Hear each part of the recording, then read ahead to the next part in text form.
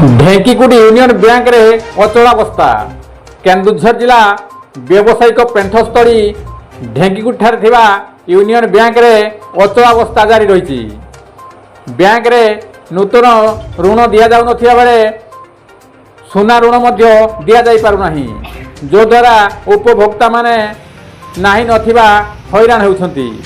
4 मास हेबो bank manager को powerless करा जाइथिबारु एभली अचलावस्था देखा जाइथिबा जना पड़िछि।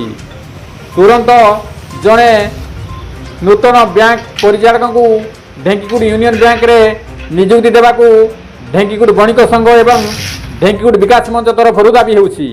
कविंद्र राउत का रिपोर्ट, केडी न्यूज ओडिया।